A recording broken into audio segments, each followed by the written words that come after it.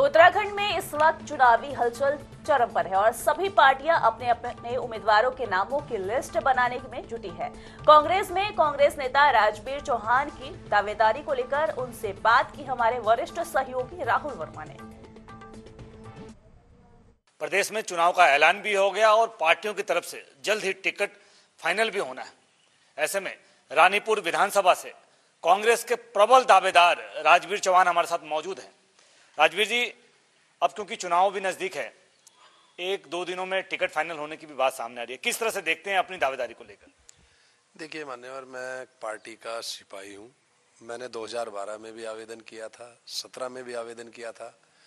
Party high command को जो मंजूर था, जो ठीक लगा, उन्होंने फैसला लिया। लेकिन मैं पार्टी का सिपाही बनकर लगातार काम करता रहा और पार्टी को मजबूत करने का काम किया। जहाँ जहाँ भी मुझे जो भी जिम्मेदारी दी गई, चाहे हमारे राहुल जी की रैली रही हो, उसमें मैं मैक्सिमम लोगों को लेकर गया हूँ।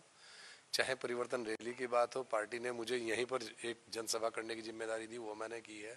इसके अलावा जहाँ जहाँ भी मुझे पार्टी ने जिम्मेदारी दी, वो मैंने पूरी की है।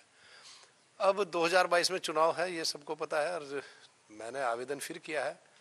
मुझे लगता है शायद जो भी फैसला पार्टी लेगी वो सही लेगी, और जो पार्टी का फैसला होगा मैं उसके साथ खड़ा हूँगा।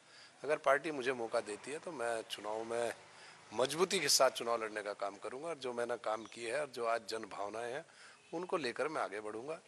और जो आज क्षेत्र की जनता जिस तरह से त्रस्त है, चाहे विकास को लेकर, विकास नाम की चीज़ तो क्षेत्र में है ही नहीं, क्योंकि ये एक इंडस्ट्रियल एरिया है, नई कॉलोनियाँ बहुत ज़्यादा बसी हैं। जितना वहाँ पर विकास की आवश्यकता थी वो विकास नहीं हो पाया। 2012-17 में आपने दावेदारी मजबूती से रखी, वजह क्या मानते हैं कि आप कांग्रेस के प्रत्याशी नहीं बन पाए, और इस बार ऐसे कौन सी वजह है जिसको लगता है कि इस बार आपको उम्मीद है कि पार्टी इस बार आपको अवसर दे?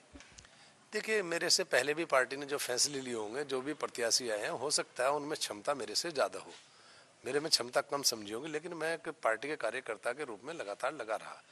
इस बार फिर मैंने दावेदारी की है और पार्टी का सिपाही बनकर लगातार काम कर रहा हूँ, और मुझे लगता है कि शायद पार्टी मुझे मौका दे सकती है। और मौका देगी तो क्षेत्र में जो स्थिति मैंने डेवलपमेंट की बताई है आपको, डेवलपमेंट नाम की चीज़ नहीं है।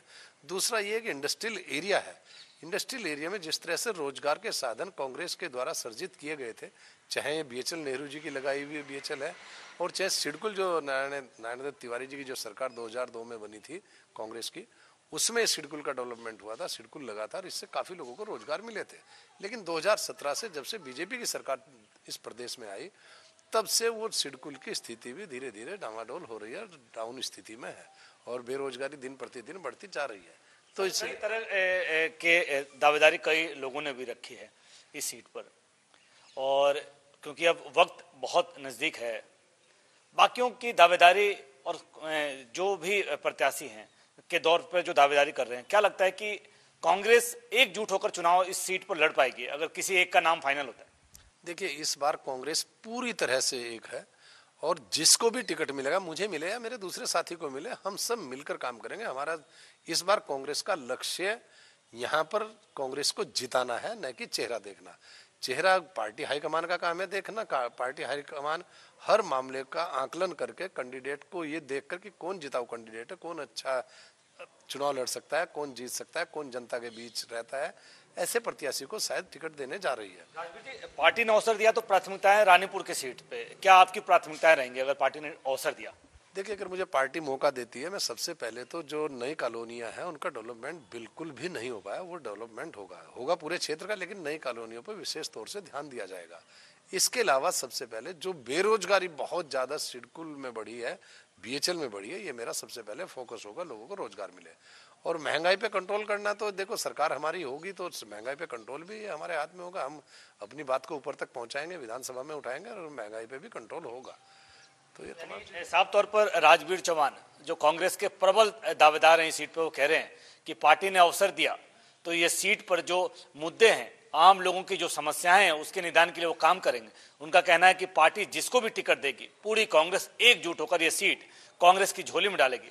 इनको भरोसा है कि प्रदेश में अगर कांग्रेस की सरकार बनी तो महंगाई और बेरोजगारी जैसे जो मुद्दे हैं उस पर कांग्रेस कारगर तरीके से काम कर पाएगी।